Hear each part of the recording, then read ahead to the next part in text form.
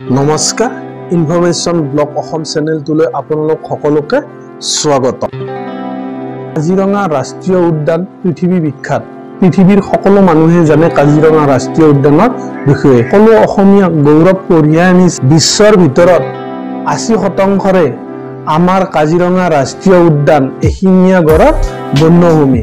গতিকে অসমত মুঠ ৭খন ৰাষ্ট্ৰীয় উদ্যান আছে আৰু গোটেইকেইখনৰ ৰাষ্ট্ৰীয় উদ্যানৰ বিষয়ে আজি এই ভিডিঅ'টোত চমুকৈ আলোচনা কৰিম। গতিকে ভিডিঅ'টো আৰম্ভণিৰ পৰা শেষলৈকে চাই থাকিব। অসমত মুঠ ৭খন ৰাষ্ট্ৰীয় উদ্যান আছে। ইয়াৰে প্ৰথমখন হ'ল কাজিৰঙা ৰাষ্ট্ৰীয় উদ্যান। 19৭৪ চনত স্বীকৃতি লাভ কৰিছিল কাজিৰঙা ৰাষ্ট্ৰীয় উদ্যানে। নগাঁও আৰু গোলাঘাট জিলাত অৱস্থিত কাজিৰঙা ৰাষ্ট্ৰীয় উদ্যান। ইউনেস্কোৱে 1985 চনত বিশ্বৰ ঐতিহ্য অঞ্চল হিচাপে কাজিৰঙা ৰাষ্ট্ৰীয় উদ্যানক ঘোষণা কৰিছে। কাজিৰঙা ৰাষ্ট্ৰীয় উদ্যানত বিভিন্ন বনৰীয়া জীৱ-জন্তুৰ লগতে বিশ্ববিখ্যাত আমাৰ এশিঙীয়া গড়ৰ বাবে। কাজিৰঙা ৰাষ্ট্ৰীয় উদ্যানত বিভিন্ন বনৰীয়া জীৱ-জন্তু দেখিবলৈ পোৱা যায়। বনৰীয়া হাতী, বনৰীয়া মহ, বনৰীয়া পহু, বনৰীয়া কুকা, বিভিন্ন ধৰণৰ জীৱ-জন্তু দেখিবলৈ পোৱা যায়।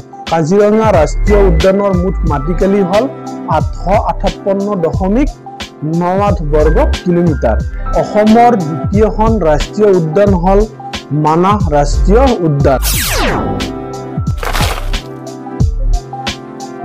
বৰ্তমানৰ বাক্সা জিলাত অৱস্থিত মানাহ ৰাষ্ট্ৰীয় উদ্যানখনে 1990 চনত স্বীকৃতি লাভ কৰে ৰাষ্ট্ৰীয় উদ্যান হিচাপে। মানাহ ৰাষ্ট্ৰীয় উদ্যানতো এশিঙীয়া গড়, বনৰীয়া হাতী, বনৰীয়া মহ আদি বিভিন্ন দুষ্প্ৰাপ্য জীৱ-জন্তু দেখিবলৈ পোৱা যায় মানাহ ৰাষ্ট্ৰীয় উদ্যানত। মানাহ ৰাষ্ট্ৰীয় উদ্যানৰ মুঠ মাটিকালি হ'ল 500 বৰ্গ কিলোমিটাৰ। অসমৰ তৃতীয়খন ৰাষ্ট্ৰীয় উদ্যান হ'ল ডিব্ৰু-ছৈখোৱা ৰাষ্ট্ৰীয় উদ্যান। অসমৰ তিনিচুকীয়া আৰু ডিব্ৰুগড় জিলাত অৱস্থিত ডিব্ৰু-ছৈখোৱা ৰাষ্ট্ৰীয় উদ্যান। এই ৰাষ্ট্ৰীয় উদ্যানখনে 1999 চনত এই ৰাষ্ট্ৰীয় উদ্যানখনে ৰাষ্ট্ৰীয় উদ্যান হিচাপে স্বীকৃতি লাভ কৰে। ডিব্ৰু-ছৈখোৱা ৰাষ্ট্ৰীয় উদ্যানখনৰ মুঠ মাটিকালি হ'ল 340 বৰ্গ কিলোমিটাৰ। অসমৰ চতুৰ্থখন ৰাষ্ট্ৰীয় উদ্যান হ'ল ওৰাং ৰাষ্ট্ৰীয় উদ্যান। অসমৰ দৰং আৰু শোণিতপুৰ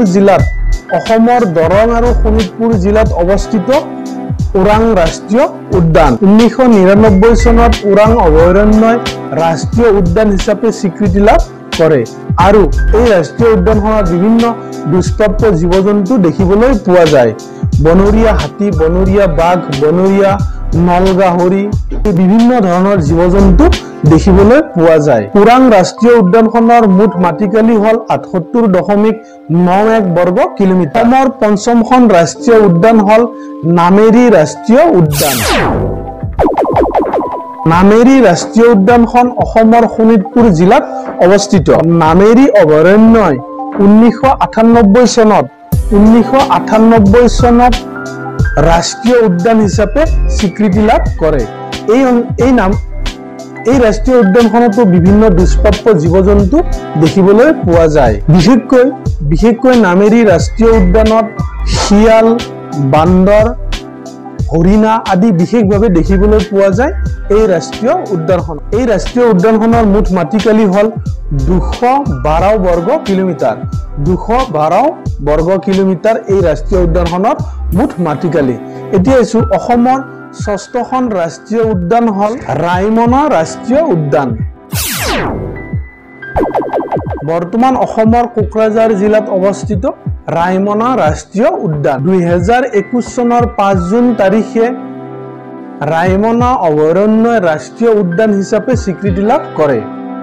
2021 চনৰ 5 জুন তাৰিখে ৰাইমনা অভয়াৰণ্যই ৰাষ্ট্ৰীয় উদ্যান হিচাপে স্বীকৃতি লাভ কৰে। টুকি হৰিণা, সোণালী বান্দৰৰ বাবে বিখ্যাত এই ৰাষ্ট্ৰীয় উদ্যানখন। ইয়াৰ উপৰিও এই ৰাষ্ট্ৰীয় উদ্যানখনত 150 বিধতকৈ অধিক বিভিন্ন প্ৰজাতিৰ পখিলা দেখিবলৈ পোৱা যায়। ৰাইমনা ৰাষ্ট্ৰীয় উদ্যানখনৰ মুঠ মাটিকালি হ'ল 822 বৰ্গ কিলোমিটাৰ।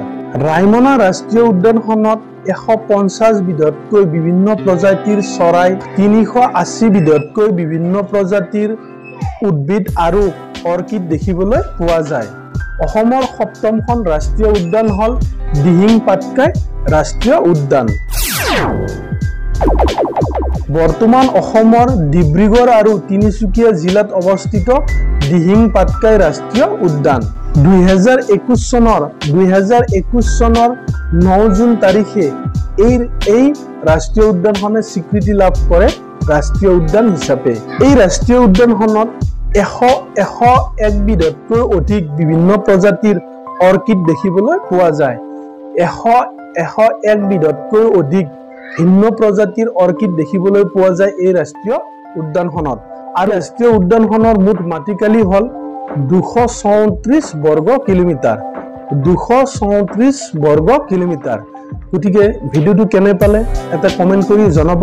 যদি মোক ফেসবুকত চাই আছে আৰু যদি ভিডিওটো ভাল লাগে তেন্তে এটা লাইক কৰিব, আৰু যদি মোক ইউটিউবত চাই আছে আৰু ভিডিওটো ভাল লাগে আৰু এনে ধৰণৰ ভিডিও চাবলৈ বিচাৰে তেন্তে মোৰ চেনেলটো সাবস্ক্ৰাইব কৰিব। আজিলৈ ইমানতে সামৰিছো। আকৌ এটা নতুন ভিডিওৰ সৈতে আপোনালোক সকলোকে লগ পাম।